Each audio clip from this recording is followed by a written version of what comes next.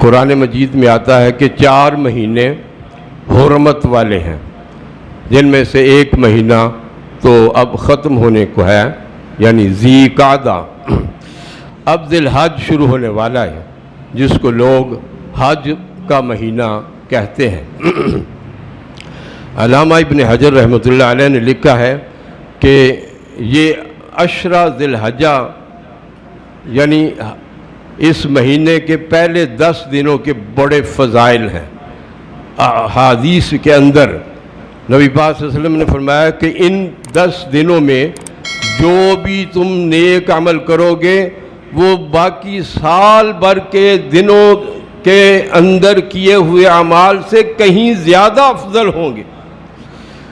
صحابہ نے عرض کی اللہ کے رسول، جہاد سے بھی افضل ہوں گے؟ دوسرے مہینوں میں اگر کسی نے جہاد کیا تو اس سے بھی افضل ہوں گے؟ تو نبی پاک نے فرمایا ہاں جہاد سے بھی افضل ہوں گے۔ لہذا یہ 10 دن جو ہے نا، جن کی اللہ نے قسم بھی کھائی ہے، والفجر ولیال عشر، فجر کی قسم اور 10 راتوں کی قسم۔ مفسرین نے لکھا یہ 10 راتیں کون سی ہیں؟ یہ ذی الحج کی 10 راتیں۔ 10 راتیں، ان کے ساتھ دن بھی تو ہے نا، رات پہلے ہوتی ہے اس کے بعد دن آتا ہے۔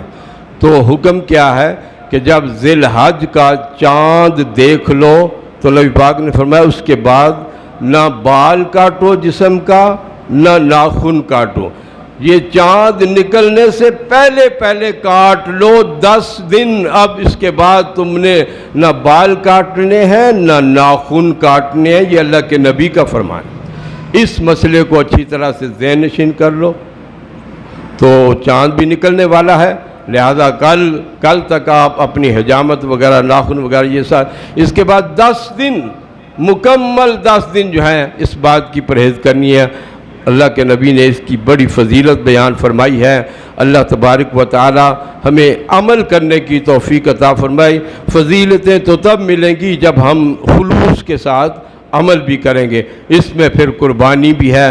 علامہ ابن حجر نے اسی لیے فرمایا کہ اس میں سارا کچھ ہی آ جاتا ہے، نماز بھی آتی ہے، صدقہ خیرات بھی آتا ہے، اس کے اندر حج بھی آتا ہے، اس کے اندر اور بھی نیکی کے کئی کام ہوتے ہیں۔ اس لیے ان دنوں کو بہت فضیلت والا دن قرار دیا گیا ہے، لہذا اس کی تیاری کر لیں اور ان فضائل کو حاصل کرنے کی کوشش کریں۔ سیدہ حفصہ رضی اللہ عنہا فرماتی ہیں کہ رسول اللہ صلی اللہ علیہ وسلم ان 10 دنوں میں سے پہلے 9 دن نفلی روزے رکھا کرتے تھے۔ پہلے 9 دن نفلی روزے رکھا کرتے تھے۔ امت پر آپ نے یہ بھی آسانی فرمائی کہ جو 9 ذی الحج کا، یعنی عید سے ایک دن پہلے جو 9 ذی الحج کا روزہ رکھے گا، اللہ تبارک و تعالی اس کے 2 سال کے گناہ اپنے رحم و کرم سے، اپنی مہربانی سے معاف فرما دیں گے۔ تو ایسے مسائل کو سن کر عمل کرنے کی ہمیں کوشش کرنی چاہیے، شوق ہونا چاہیے۔ اللہ توفیق عطا۔